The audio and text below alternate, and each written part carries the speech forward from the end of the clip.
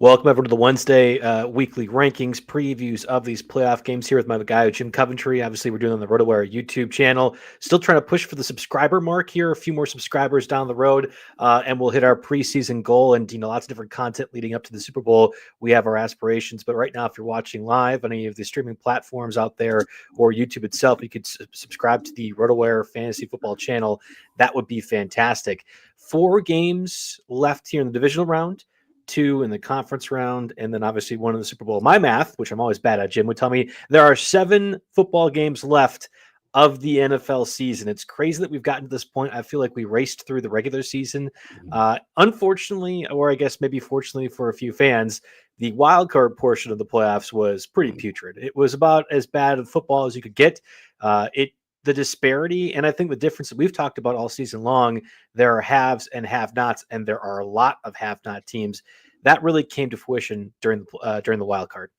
Yeah, and like a lot of analysts, I tried to make cases that a team like Denver could make it interesting. And hey, they make that field goal in the halftime. It's 10-10. Who knows what's happening? But ultimately, it wasn't that. We made cases for these teams, and that was it. And the game that was great was really 2 teams. In my mind, they're not the elite. It's the Commanders and the Bucks. They gave us a good game because neither played one of those elite teams. And so that ended up being the best football game. So, yeah, but in the AFC, I mean, you're talking about games with the Ravens and the Bills. Good luck. So, and even the Eagles, So, yeah, I think really that's what the story is.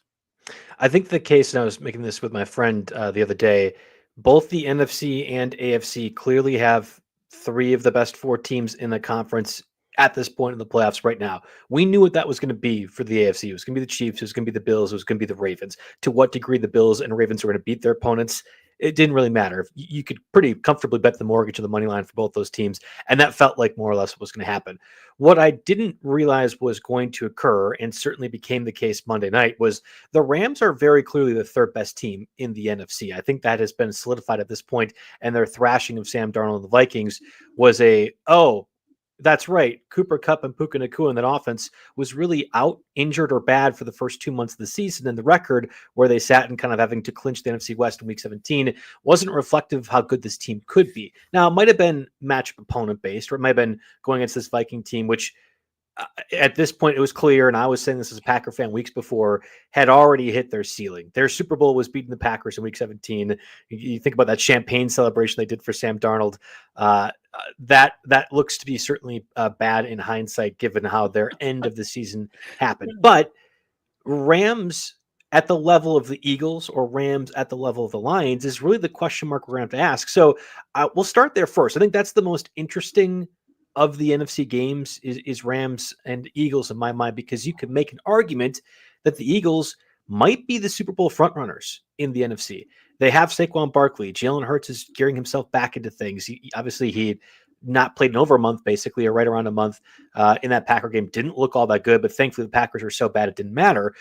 And the defense of the Eagles, we know, can win games too, but here comes Jared Verse. Here comes Brandon Fisk, Byron Young. I mean, a really, really good pass rushing unit. And Stafford and Sean McVay, which not only know their strengths, but really know what they want to do on every single possession. And my God, Jim, that feels like an advantage over most of the NFL at this point, that you have a competent coach and a competent quarterback. Not many teams could really say that at this point. You're right. And in the preseason, there was chatter. Matthew Stafford is probably the best quarterback in the NFC.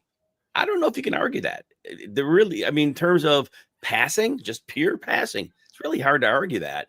I still contend that down the stretch, going into the playoffs, the Rams were not playing great football. They edged out a mediocre Arizona team 13-9 to, clinch their spot. They beat the Jets 19-9. The same 49ers game, that was all a rainstorm. So you can't blame them in the 12-6 game there. You can't take much out of that. But, and then obviously the Seattle game, they played their subs and they, lost 30-20. That doesn't matter. But they played that great game at Buffalo. But the thing I've been saying all year, Joe, about the Rams, you never know which team is going to show up.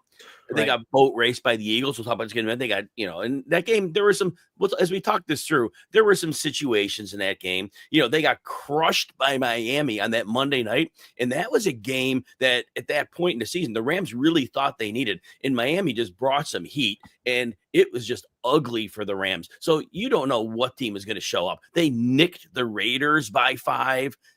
So, what team's going to show up? And that's the toughest thing about predicting this game. Yeah, there could be some weather as well too. Obviously, this is in Philadelphia right now in the Midwest. We're getting just an amount of cold and snow, but it's possible there could be some rain impacting the forecast too. You have the short week for the Rams as well, which is another complication of things. And they play the early afternoon game Sunday. You were saying something about the weather? Yeah, the weather right now per NFLweather.com. We are recording Wednesday, 11 a.m. Eastern time. It's a 35% chance of snow. 39 degrees with 8-mile-an-hour wind. So the wind chill will be somewhere probably right around 32-ish. That's not good for the Rams. Matthew Stafford has a history of playing well and cold. He did play in the NFC North for many, many years. He played outside of Chicago, outside of Green Bay. But the rest of that team, it's a warm weather team. And not only is going to be the cold, and again, 35% chance it could snow. And this team also, they had to go to Arizona. They had to fly back to LA. Now they got to fly all the way back to Philly. There's a few factors in a short week, obviously, with that. Right. There's a few factors working against the Rams here. So Eagles fair by 6, the over-under somewhere in that 43 to 44 point range. I'm officially swearing off any video-related picks, Jim. I don't want freezing cold takes to get me at this point. Over the past 2 years, I've done the over-unders and picking against the spread every single week on the RotoWire channel, on the RotoWire network writing side of things. And I think I'm like plus 60, 65, something like that over the past 2 years. In the playoffs right now, Jim, I'm 7-12. Dating over the past 2 years. I cannot get it right with the spreads. I have no idea. I thought the Steelers might be able to cover against the Ravens. I thought the Vikings deal against the Rams. I'm throwing my hands up. I have no idea. But on paper, again, with all the circumstances we've outlined, the short week of things, the weather that can be impacting it, I feel like the checks and balances that the Eagles seem to have over the Rams, I would take the Eagles to win by a touchdown or more. They feel like the consequentially better team and also have a lot of the matchups that you'd need to beat the Rams. So in that last game, and I need to refer to that too for reference point here, the game was closer than it seemed. The Rams smoothly sailed down the field on the first drive. Kyren Williams fumbles the ball away. That was a big hit. And then they end up scoring on their next drive. The Rams were moving the ball. It's once they fell behind. And this is the game where Saquon Barkley had 300 scrimmage yards, 266 rushing. He was the second leading receiver with 47 yards in that game. Once they got Barkley going, and it was 270-yard touchdowns, but he still had another 120 yards on top of that. And that was where the big boy offensive line really took the Rams. It's a nice team. They got a nice pass rush. They can overwhelm a mediocre offensive line. They had no chance against this Philadelphia line. And they just road graded them. So the whole key is based on that game. If the Rams could somehow get an early lead, they could tilt the balance in this game. That's their path to winning. But if this is close and the Eagles begin to get a lead, that's when Matthew Stafford's in trouble. Because in that game, once they had to pass, the Eagles' pass rush was not fooling around. They steamrolled the Rams offensive line, and Matthew Stafford was under siege, and it was a real problem. And basically the passing game right now, it's Puka Nacua. He's caught 47% of the completions Stafford's thrown in the last 5 games. Yeah, it's a wild number. I think DraftKings and FanDuel specifically do this type of bets, but you could basically say over the course of the slate, so let's just say divisional round slate, who will be the leading receiver among all 8 teams on that stuff. And I've liked those ones. I did them for Thanksgiving, for example, and there was a few of the Christmas Day games where it was interesting. I don't think I ever hit on any, but I like looking at that examination. I would imagine, and I haven't looked at it yet, or if the odds are out, they're probably not uniquely different than what they're going to be come Sunday. But I would have to imagine that Puka Nacua's odds are worse than 3 or 4 different players, given the over-under total, the possible weather in there. But if there's a game script that says, hey, the Eagles race out to a 14-0 lead, let's just say they get a fumble that the NFL gives them off the opening kickoff that probably shouldn't have been.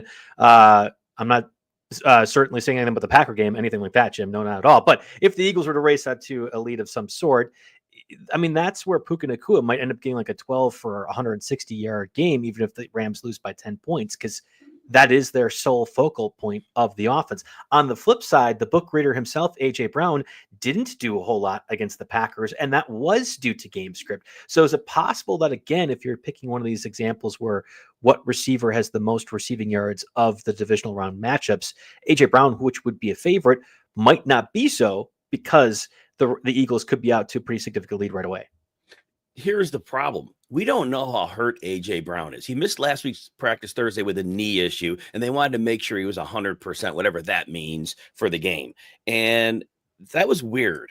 And he wasn't really targeted. 3 targets in that game. Devontae Smith and Dallas Goedert both had more. So that was interesting. And there was no Jair Alexander, so that wasn't an issue there at all. So I wonder how healthy A.J. Brown is. In that first game, Brown only had 7 targets, but he went for 6 for 109 and a touchdown. The Rams corners, they cannot come close to dealing with A.J. Brown. It is such a crazy mismatch. But again, if Brown isn't close to being healthy, it might be a big Devontae Smith game. So that's going to be the problem with that. We don't know Brown's status, but he did. Even in that game where Barkley had 300 yards, it was still A.J. Brown going well. Now, can the Rams come out in this rematch and say, look, we can't let Barkley do this to us again? Now, he's not going to get 300 yards. We already know that. Right. But are they going to go all out? Because remember, in the playoffs, the game planning is you try to take away the thing your opponent does best and make you beat them otherwise. To me, that would mean going insane and overloading the box. But if they do that, like I said, you got Smith, you got Goddard, you got Brown, who on regular defense would have a huge advantage on the Rams. If the Rams even leverage that further, Jalen Hurts, he gets a lot of bad pub. But that game against the Steelers, when they let him air it out, he had a big game. All his 2 receivers lit it up. So it's going to be interesting to see what happens. I just don't think the Rams have the luxury of overselling out, because you'll get killed by Brown, Smith, and Goddard. Yeah, I would think so too, unless Jalen Hurts really is still dealing with the concussion symptoms. Again, he didn't look perfect against the Packers, certainly didn't need to, and I'm not overly concerned given the way that the Eagles defense dominated, that they couldn't more or less do the same thing against the Rams, given that it is the Puka Nacua show. Although, again, the Vikings had a good defense regular season, operated that way throughout the entire year, and then just fell flat in the playoffs. Maybe it's the same sort of thing. We'll have to see. Let's move over to the next game, at least from the NFC side of things, and obviously the highest over-under of the divisional round slate, the Commanders traveling to the Lions. 55.5 is the over-under total. That, I think, might be the highest, if not one of the highest totals of the entire NFL season. And Jim, I don't know if it's necessarily the wrong thing, given the way the Commanders' offense has been playing, the way the Lions' offense has been playing. Yes, they got Anzalone back defensively against the Vikings in Week 18, but otherwise, you're still missing a ton of different pieces. That seems a little high for Jaden Daniels in his second year, and Ford Field is going to be entirely raucous like we saw in Week 18 against the Vikings with the number 1 seed on the line. Lions favored by 9.5. That feels like a large number. We're probably going to have the same conversation a little bit later in the show when it comes to the Texans Chiefs, but I had said 3 of the 4 best teams are in the NFC divisional round right now. I don't know if the Commanders are the 4th best team. They just beat the Buccaneers, who are also kind of on their level of not so good. So is this going to be a thrashing like Vegas seems to indicate? I think it will be. The main thing going into this game, the Commanders last week, I love what they did. They couldn't run the ball in Tampa, yet they still held the ball for 35 minutes. They did these they didn't really huddle up. They just did these mush huddles, and then they just ran the play clock down though. And so they found a different way to drain the clock out, and that hurt Tampa, limited their possessions. Well, I think the comeuppance is this week. Oh, you won't think you can run the clock on people. Well, the Lions, they're going to road grade this bad run defense. It's going to be a brutal slaying on the ground, because you go all the way from the center to the right, the 3 blockers for the Lions, they are all among the best at their position in run blocking. Montgomery's coming back. You got Gibbs. I just don't see any world where the Commanders can slow that down. If you try to sell out to stop the run, play action, Ben Johnson will dial that up all day long. You got St. Brown, you got Laporta, you got Jamison Williams. So it's one of those things like with the Eagles. you can't really say we're taking this away. And I think the Lions realize their defense is banged up. They want to minimize their defense. I think they are going to just really pound the time of possession. Now, it's also possible, though, if they're running, they just get explosive play after explosive play. True. And they, 7-play drives, 4 of them runs, and they still get 70 yards. That's where the total's as high as it is. I mean, that's Right, why it's that's at in where it's play. numbered. Mm-hmm. Yeah, because in theory, I would like the under because the Lions do want to kill the clock. But if they have enough explosive plays, it won't really matter. Well, and I was going to go the other way with this too. Okay, everyone's favorite hotshot coordinator turned head coach next offseason, Ben Johnson. Great, you go for it on 4th and 2 and you don't get it. In that scenario, the Commanders can then sit on the ball given the field possession that they might possess in that instance. So, like the aggressiveness, this always happens to teams when they overthink things. And you go over the history of the past 20 years, I think it's when there has been a coaching difference and the team still loses, it's because they moved away from their identity. So in this case, Dan Campbell, go for it. You would theoretically not want to do that against the Commanders. You'd say, well, Jaden Daniels is going to make a mistake at some point.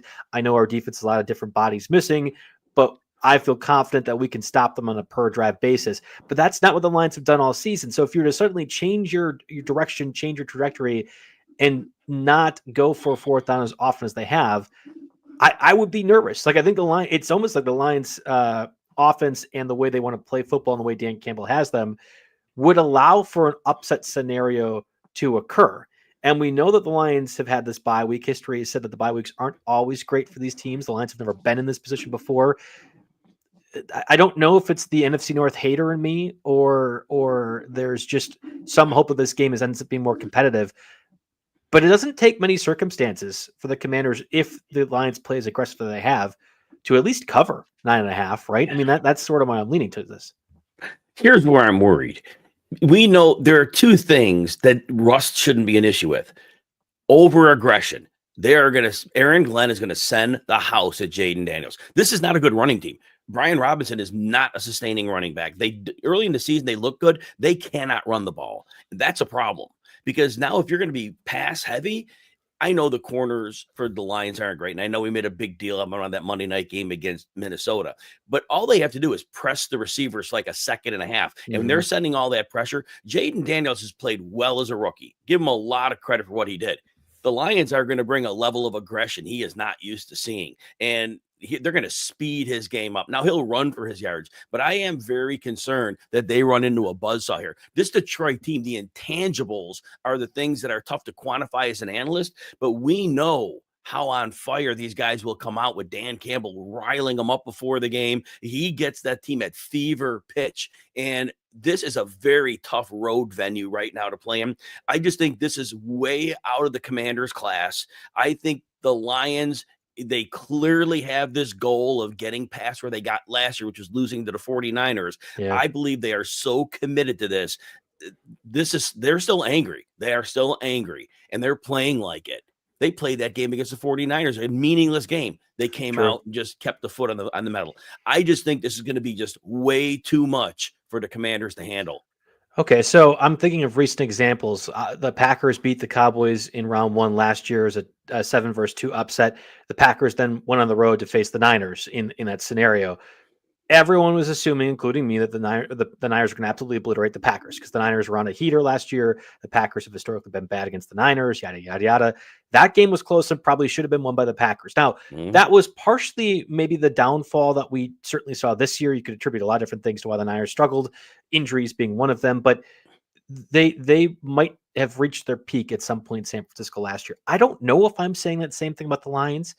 And there isn't many circumstances of history that you'd also go with that. So my question to you, is this game in your mind more like Packers-Niners of last year, where the 6th seed, in this case, but 7th seed last year, entered in an impossible scenario and ended up performing above expectation? Or is it more like the Ravens-Steelers from last week, where you could make the argument, like I tried to do, that's an AFC North game, the Steelers will play them well, but in reality, the Steelers weren't anywhere near the Ravens level, and we saw that at the end of this season too, and it should have been a reminder. It should have been a reminder to me, at least, because everyone else seemed to understand what was going to happen. Which direction would you say is closer with this Commanders-Lions game? Last year Packer-Niners or this year's Steelers-Ravens playoff game? Yeah, this year's Steelers-Ravens, I think, and it's a mindset thing. Mm. The Ravens, it's a mindset. And now they had so much more talent than the Steelers. They were just able to, put the foot down and say, you're done. The 49ers last year, it was an interesting thing because I think the 49ers were obviously super talented. I don't think they were a mentally tough team. I don't think at any point in time they were able to overcome intangible things. They could with sheer talent and play calling, they Hmm. could, but they ran into a Packers team that was playing hot. I think they may have looked past them a little bit, which was a foolish thing to do. But of course, they had no respect for Dallas because the 49ers wiped the floor at Dallas. I go, well, of course you wiped the floor at Dallas. So I think they weren't mentally tough in that game. And that's not the Lions. The Lions are, it's not like the John Harbaugh's level of CEO, but the Hmm. way they go about it, this is business. It's a business game for them. And they are, the intangibles are too big to overcome.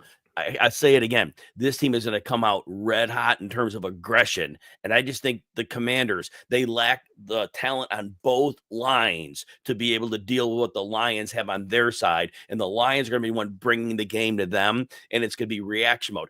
Again, Daniels may run for a bunch of yards. And I do like betting his over on that.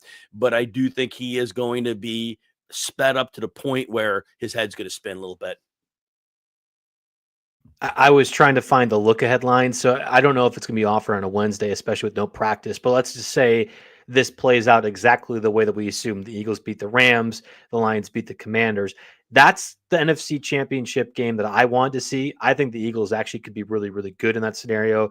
And I have started the beginning of the playoffs saying I think the Eagles have the best path to there. The idea was that they're going to face the Buccaneers. They're no longer facing the Buccaneers. They're getting the Rams, which are a tougher matchup. But is this now a scenario where you would say the Lions are the favorite to make the Super Bowl of these four teams? Because I know that wasn't really your thought process entering the postseason.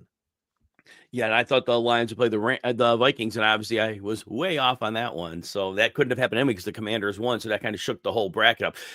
Look, the Lions have been a great team all year, and we don't know what'll happen on Sunday. But if they do match up with the Eagles, I still have to think the injuries on defense for the Lions are going to catch them. Sure, you can blitz and get after Jalen Hurts, but I don't know that this version of their run defense, they lost a lot of run defenders. Their front seven was particularly ravaged. Saquon Barkley is going to be able to get to them. And I think the Lions offense, as good as it is, this is a very, very difficult defense to deal with in Philadelphia with Vic Fangio. And I think that Goff will make enough mistakes. And he will make mistakes if he's under the right level of pressure. And I do think they'll get enough stops. I do think the Lions will be favored by 2 or 2.5. But I do think the Eagles if they play 10 times in that scenario, I think the Eagles will win 6 of them. You are correct, and that's actually what I have. I have it pulled up right now. The look ahead line on FanDuel at the moment is Lions minus 2.5. That's minus 120 though. So there's some juice on that. The money line for the Eagles plus 126. So it's possible as opposed to going the plus 2.5. I would rather just bump up to 3 if I could, but I'd rather go the money line if you're looking at the look ahead spot for Eagles Lions if that's the case. And if you want to do it again on FanDuel, I'm sure that's being offered somewhere in DraftKings too. I don't have it pulled up. If you want to do that and that matchup doesn't happen, the bet is just voided. That's one of the things to kind of consider too. I did the look ahead line in week 18 for Packers Eagles, but the only solace I had as a Packer fan, knowing that my team was going to get trounced, at least I could make some money off that. So let's turn our attention to the AFC, and we'll start first with the game that I think is far less interesting. So does NFL, given it's the Saturday afternoon game. It's the Texans Chiefs. Chiefs fair by 8.5, over under 41.5. It's going to be a little bit windy, pushing the 10 to 15 miles per hour, and it's going to be cold. This isn't the Dolphins and Tua's head getting snapped in the cold, but as it is around January, February, cold in Kansas City. The Texans, once again, Jim, despite me literally saying I don't want us to make the same mistake, I made the damn same mistake. They upset a team, in this case, the Chargers, trounced them too, with a coming out of all coming out parties for Derek Stingley in that secondary for the Texans. They were tremendous, but in hindsight, the answer would be, well, crap. The Chargers really only had Lab McConkey and every other receiver stunk. Shocker, right? Something that we had said at the very beginning of the year ends up playing out in the playoffs. Chargers do better this offseason. I'm sure they will. Well, Jim, could we maybe make the same argument this week for the Chiefs? Marquise Brown is back. DeAndre Hopkins is not DJ Chark. And Travis Kelce is still dating Taylor Swift and Travis Kelce. But this is not Kansas City Chiefs, Tyreek Hill, Mecole Harbin, all the speed. It's not the same sort of pass catching group. So are you concerned that the Texans will once again pull off the locking down secondary miracle and keep this game competitive? I think we're back to the haves and have-nots discussion. I think that's going to be the Chiefs don't often blow teams away, so that's a tough one to say. These teams played in Week 16. It was an 8-point game, 27-19. Tank Dell played in that game. That's a game where unfortunately the young man injured his knee significantly on a touchdown grab with 11 minutes left in the third quarter. So it was 4 minutes into the second half, and at that point, the Texans had scored 16 points, and they scored 3 the rest of the way. And that was a problem. And here's the biggest issue.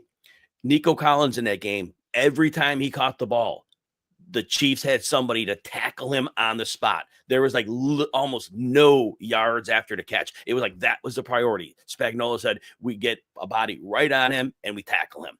And so now there's no Tank Dell. You got John Mechie. You might have Robert Woods with a hip injury, Dalton Schultz, whatever. So basically, they could even put more attention on Collins. But the bigger story is Jalen Watson, who had that break of his ankle or lower leg in Week 7. He's been practicing since Week 18. If he comes back, McDuffie gets to move kind of back to a number 2 role. Everybody kind of levels up. And this is a team, the Texans, they don't have many weapons. Stroud has not been very good this year. He hasn't had a lot of multi-touchdown games, and Spagnuolo has seen them already. And then Joe Mixon. Here's the deal with Mixon. If he runs to the left, and you watch it all the time, he gets chunks of yardage to the left. If he runs to the middle or the right, he doesn't get next to anything. And it was that way also in the Chiefs game. Chiefs have to have realized this. You have to think in some way the Chiefs are going to understand they've got to shade their run defense to the offensive left of the field because it's week after week. That's where Mixon's tearing it up. And if they slow that down, and if they slow Collins down, I don't see how they move the ball. I'm with you. And yet we made the same mistake last week as well because we knew the Chargers defense was really good. And the answer was, well, Nico Collins can do Nico Collins things, specialize. And then what happened on the field was the Texans defense really presented opportunities for them to just get possession, and eventually punched in. It's still NFL teams, like they might be depleted. And CJ Stroud played better than he has all year. You think about that botched snap, throw it on the field for 40 yards. That was vintage Stroud last year that I don't think I've seen more than 2 or 3 times at all this season. So the answer, can the Texans win? Well, obviously anything can happen. You could have any injury at some point affect things for the Chiefs too.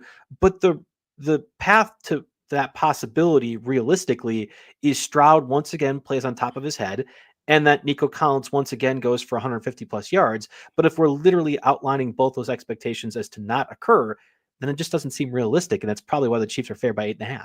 And Joe, the offensive line has been a real problem for the Texans this year. And Spagnuolo, he only has to do those 2 things. A lot of other teams, he's got 4 or 5 things. He's going to be able to send a lot of blitz pressure. That's huge because Stroud is going to be under duress in this game. Chris Jones is a time there was Charles Omena, who came back in maybe about a month or so ago from an ACL. Well, he's been rounding into shape. And so that's going to help. Karlaftis is a secondary pass rusher. So they're going to be able to send blitzes. They're going to be able to bracket Collins. And the other guys, I just don't think can beat them. And you mentioned the Chargers last week. I said all year, they're a real nice defense. They're coached really well, but talent-wise, they got a few guys, but they have a lot of players that are not great players. Mm-hmm. And so Nico Collins was able to get up and dominate them. Especially if Jalen Watson's back, that's not the case here. This is a very good defense that's getting healthy at the right time. In Houston, and the difference being in Kansas City, you're likely not getting another pick 6 and another turnover that puts you in potential for a touchdown as well. And not that Mahomes can't make turnovers. In fact, he made a lot this year. It just doesn't seem like that's a scenario in which I would assume. So Chiefs fair by 8.5. Oh, sorry, go ahead. One more thing, the weather. So right now we're looking at 24 degrees and 13 mile per hour winds. That means your wind chill is going to be probably in the 15 to 18 degree range. Mm-hmm. That's not, and the Chiefs are going to get physical with you. Mm-hmm. And so the Chiefs can live in it. The Chiefs, that's their home, right? They played Miami, and this is not Houston's environment. That weather works against them. I want to add that in before we talk about the Chiefs side of the ball. Yeah, and I think that's actually super crucial to this whole thing. Not that it's a playoff game and you can't get up for it, but when you're getting slobber knockered, when it's getting a little bit tough. The team that has done this, and reminder, done this in major postseason games too throughout this Patrick Mahomes, Andy Reid tenure. You can just kind of confidently rely on that. So I think the Chiefs I'm pretty comfortably a favorite in this one in my mind, and I'm taking them as well. But I made the same mistake last time with the Texans, Right. and I'm trying to keep that in mind. On the offensive side of things for the Chiefs, I think saw a bit of a I don't want to say a reemergence of sorts, but Mahomes and company played better towards the end of the season. That's unequivocally true. You have Isaiah Pacheco theoretically more healthy after the fractured leg at some point. At some point, you're just going to be what you are. It's kind of like that Cam Akers. I think his rookie year, he came back in those final 2 weeks of the season, just wasn't very good, but he was better than the alternatives. I don't know. Is it like you do the DFS slates and then you do the single game DFS slate where it's this guy goes crazy and ends up winning the game, or who has the longest touchdown that actually ended up playing out with the Vikings Rams, where Jared Verse's 57-yard touchdown ended up winning the game or winning that scenario. Is there one player that you say he's going to have a dramatic difference for the Chiefs in a positive angle, like that you want him in any DFS lineups or fantasy lineups that you're setting this week? Kelsey, I think he had like 5 for 30 in the first matchup, but Kelsey probably goes off here. In that game, Jimmy Ward, the free safety, did a nice job on him. Petrie's on the IR. Jimmy Ward's on the IR. They're down to a third string free safety. And here's the bigger problem. Right now, this version of the Chiefs, teams can no longer gang up on Kelsey. Xavier Worthy has been unleashed. And in that last game, he was used all over the field, and he actually played well on snaps that Stingley guarded him. But then the Marquise Brown angle, think of it. He's played a couple games at limited snaps, but it's been like a month since then. He's been practicing. They had a big plan for him. The whole goal at Marquise Brown was use him and Worthy in different ways to stretch out the defense and create room underneath. That speed is going to require attention, and that means there's no ganging up on Kelsey. That means there's more room to run, because the first problem for a defense is Patrick Mahomes. That's the first problem. That's the second problem. That's the third problem. And Mahomes is going to have his ability to throw to whoever he wants. And who's the fourth guy in the offense? DeAndre Hopkins? I mean, it's a problem in the secondary corner. So, look, we know that they're getting elite play out of Stingley. There are other outside corners off of Jeff Okudah. He can't cover anybody. So there's a big weakness on the other side. I know the slot corner had a real nice game. I don't know why these names are evading me right now. But yeah, so he did real well last week, but he's been a little above average. But again, if you're dealing with Marquise Brown out of the slot, I think it's 46% slot for Brown. Brown's got a great mismatch on him. I think the Chiefs are going to have their way here. I think offensively, that offensive line has a big advantage. Mahomes has taken I think 36 sacks here. That sounds about right, most of his career. But that game he played against the Texans, he was just off that high ankle sprain. It was his first game playing. Go ahead, Joe. Well, I was just going to say, Hollywood Brown made his season debut against the Texans in that Week 16 game, and I was watching that one live because I was doing work on the wire. It was shocking how many times he was targeted. I ended up looking at the data just now. He played 19 offensive snaps. And again, in Marquise Brown's season debut, 19 offensive snaps. He was targeted in 8 of them, 5 for 45 in that one. And it was consequential ones. It wasn't here Marquise Brown runs straight deep down the field. This wasn't Jalen Hyatt level Giants routes. It was a 3rd and 7 catch where he gets 11 yards. It was a zig route that ends up getting 8 yards, things like that. You were using Marquise Brown underneath with the possibility that when that speed gets exposed, when it gets utilized in that way, you're not prepared for it. So I think Marquise Brown actually is a really good answer to this, along with Travis Kelce too. So I just wanted to point that out there. Like you said, now over a month has passed by since he was activated to play. Maybe he won't get unleashed yet, or whatever unleashed is in this offense, but I can guarantee he's playing more than 30 offensive snaps. That will happen, provided this game is anywhere close throughout the first 3 quarters. Joe, you mentioned Pacheco earlier as well, and we don't know what his physical condition is, but I'm with what you're thinking. If he's needed time to get better, because he did not play well, I think they rushed him back from the broken leg. I do too. It's a while now, and maybe he won't be the same until the offseason, but this is his best chance to be better. And if he is a little bit better than he was, he was not good, that makes a huge difference as well. Kareem Hunt's okay, but they really could use a high-level Pacheco in the playoffs here. That would just be the cherry on top for this team. But this could not be a better fallout of the Chiefs. And with that bye week, some people are worried 23 days off. People are worried about rust. This is Andy Reid. Andy Reid most years gets a bye. He didn't last year. He didn't play on the road. Most years they get a bye. They're used to this. Patrick Mahomes used to this. This is like nothing abnormal for them to have time off. So and Andy Reid, we know this, one of the best coaches in the league when he has extra time. So I think that is a non-factor in this one. I'd be far more worried if it was the Packers or Lions in this circumstance. Absolutely zero concern if it's the Chiefs, given their history over the past 4 or 5 years with Mahomes. All right, let's do it. Let's talk about the game that is going to be of most importance, I think, of the weekend. It's going to be toxicity levels that we have not seen before. In the NBA, you get this all the time with Joel Embiid, Nikola Jokic, to a lesser extent Giannis, as well too with the MVP conversation, and the fan bases rightfully gear up for their players. We are going to hear about it this weekend when Josh Allen goes against Lamar Jackson. This one, of course, in Buffalo. It was the matchup that I wanted to see. I think most people wanted to see too, because the argument could be made for Josh Allen to be MVP. The argument certainly could be made for Lamar Jackson too. At this point, I'm done with the conversation, as I am normally when it gets to the NBA level of this too. It's two really good quarterbacks. I'm fine if either one ends up winning this thing. But my God, this game should be awesome. And frankly, it feels like the reward for having sat through the poopy platter of wildcard games.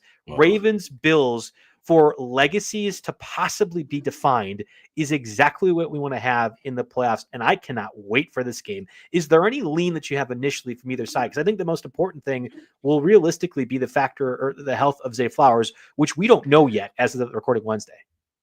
I've probably bet a little too much money on the Ravens already. I've probably bet too much money on that. I'm not a high stakes gambler, certainly, but I definitely gone well beyond my normal base bet for that game. And that's irresponsible gambling. And that's not what a gamble. You always get the same amount in every game. But and I hope this game is the super contest that everybody wants. I hope that happens. When these teams played in week 4, it was a 35-10 game. And now understand, in the first half, the Bills had three times. They were like 4th and 3 and 4th and 2, and they punted on all of them. A little yard here, a little yard there, and they moved the chains, and the game might be different. So there's that. But realistically, when I went into that game in week 4, now remember, and going into that one, I think the Ravens were 1-2, and they really had to have that game. But I thought the Bills, Sean McDermott's their coach, defensive coach. They play nickel defense as their base. That's his philosophy. It's like, we will not be beaten with explosive pass plays. Their whole roster is built to stop the pass, not the run. Now they're facing this Ravens team. Derrick Henry only ran for 199 yards in that game. He also caught about 25 yards worth of, sometimes a touchdown through the air. Now, in the one way the Ravens have actually gotten better in their running game has been in the last weeks, and we saw it against Pittsburgh, especially. It was what Lamar Jackson did. Lamar Jackson and the coaching staff, they realized that Pittsburgh was going to come in, and their defenders were going to make a straight beeline for Derrick Henry. And what did Lamar Jackson do? 5 straight plays. He tucked the ball and said, okay, I'm making you pay. And he made them pay hard. That's the same problem Buffalo's going to have. If Buffalo does decide to say, we're going after Henry, Lamar's just going to pocket the ball and rip chunks of yardage. And then once they start worried about that, they're on their heels. I don't see any way they slow down Lamar and Henry on the ground. I don't care if Zay Flowers doesn't play. I don't care if Rashad Bateman plays. I think those two players, I don't think they can be stopped right now because of the combination. You could stop one or the other. You can't stop both. Ravens right now fair by 1. Again, this is in Buffalo, and there could be weather in play, but for either team, it doesn't really seem to make a difference. I think the cold would be kind of more their identity. The part that we'll point to would be the Ravens week 4 matchup again. The Ravens defense early in the season was just pitiful. It was really bad, but I want to say there was a graphic that either week 12 or week 13 onward, they've been number 1 defense in number of categories. A lot of that's opposition, and obviously you can pinpoint or you can pick apart some of those stats too. But I mean, the tape says it. They've gotten dramatically better on defense. This isn't the Ray Lewis 2001 version. But no. What a Ravens defense in the era or the year 2025 should look like, it's certainly closer to that. And I think that's one of those two where, okay, this is a snake-bitten Bills team, it feels like, that just can't get over the hump. They're trying. Thomas the Train Engine can't quite get over And now go against the Ravens, who feel like they're hot, have the attitude, and now might also have a bit of the bulletin board material about Lamar Jackson, Josh Allen, MVP stuff. You know that matters in the Baltimore locker room too. So Ravens only by 1 in Buffalo. I kind of feel like the Bills, this is the one time where not having a clear difference maker makes a difference, right? I mean, we saw with the Packers offense too. Like, it's great that you have Jaden Reed and Christian Watson, Romeo Dobbs. Oh, wait, when you go against a team that punches you in the mouth, you don't have anyone to answer back with that punch. And I feel like the Bills don't have that outside of Josh Allen doing Josh Allen things. The running game was able to bully last week the Broncos, and I called that one in one way coming in, although I was not running the points because I thought that Broncos would score some points. But what I did say was that the offensive line was very physical, and it's a very small defensive front for the Broncos, and I thought they would bully them on the ground. They did. You're not bullying the Ravens. That's not in the equation. That will not happen. James Cook is going to be running at a disadvantage, and not having that, him having potentially a big game, that hurts them. And you mentioned they really don't right now have a difference maker at receiver. And you said the way the Ravens are playing defensively, their coverage has been very good across the board. Those two explosive they give it to Pittsburgh, I really think they took their foot off the gas because Pittsburgh could not sniff a downfield play before them. But it's a big, huge lead. And I just think they mentally just kind of checked out because to me, that was an anomaly. That is not who they've been the last 5 or 6 weeks. So Josh Allen will certainly make plays with his legs. He'll certainly make some big plays here. But in that last game, the only big play he made was that usual, and it was a great play, and it's him. Rolled to the right, outrun 2 defenders, found Shakir about 40 yards out of the field, threw it across his body. It got it there, and that was great. But then the Ravens later said, oh, we're forcing him to his left, and they knocked the ball right out of his hands because that's not rolling to the left is not his forte. The weather in this game right now, again, we're recording Wednesday, roughly 11:30 Eastern, 13 degrees, 5-mile-an-hour winds, 52% chance of snow. If there was, this is Buffalo's home stadium, and they live for this stuff. But I've been saying for weeks, if we could see Derrick Henry in a super cold game and in snow, could you imagine being a defender and having to deal with 250 pounds of Derrick Henry coming downhill at you in the cold? I think the answer is it's Derrick Henry and the threat of Lamar Jackson running. We had Derrick Henry in the snow in different variations in Tennessee. I think back to the Packer game a couple of years ago where it was a Thursday night one. I'm sure the Packers still lost, but Derrick Henry only had 100 rushing yards. It was because Ryan Tannehill stinks. We're talking about either the MVP favorite or the runner-up in a year in which there are 2 very quality MVP favorites. Lamar Jackson is playing out of his mind, and it makes it harder to do Lamar Jackson things when they don't have Zay Flowers. Like you were saying, whether he's there or not, like you're not saying Zay Flowers doesn't matter. Like if Zay Flowers is out there and able to play at Zay Flowers' level, that will make things easier. But the answer is Lamar Jackson is literally a 1-of-1 cheat code in the league. That still might not be enough. Fluky things happen. It's a game played with an oblong ball. You can doink things off a field goal post and it goes in or out, whether you're a Bears fan or not. Like stuff happens, right? But Lamar Jackson is playing at a level right now, and the confidence that he seems to display on the field. Like if I could just capture that, bottle that up, you could make millions of dollars selling it to people. That's the reason why I believe the Ravens are going to win this game. And maybe there's a part of it that just says the Bills are never going to be a team that gets over the hump. If they're in the NFC, this would be a different conversation. But they play Mahomes, they play Lamar Jackson, and they've done it throughout Allen's entire tenure. He might be closer to the Dan Marino of this generation than he'll ever be as any other quarterback other than that. So if you had, I don't know, I'm just giving you a name, but if you had a Devontae Adams right now, even Devontae Adams at this point of his career, I feel like could be a difference maker. He can win you that one-on-one matchup. Yes. And the coaching scheme that Joe Brady has can help that team generate offense and score points to keep up with the Ravens. I don't think Amari Cooper right now can. I don't think Keon Coleman can. And Khalil Shakir, who's been awesome this year, goes against Marlon Humphrey, who is probably their best defender, the Ravens' best defender too. So I'm picking the Ravens to win this, despite this being in Buffalo. Are you doing the same? Yes, and I got to be a nerd here for me, which I always am anyway. Patrick Ricard, I could totally see him playing. He normally will get up to 40% of the snaps in some games.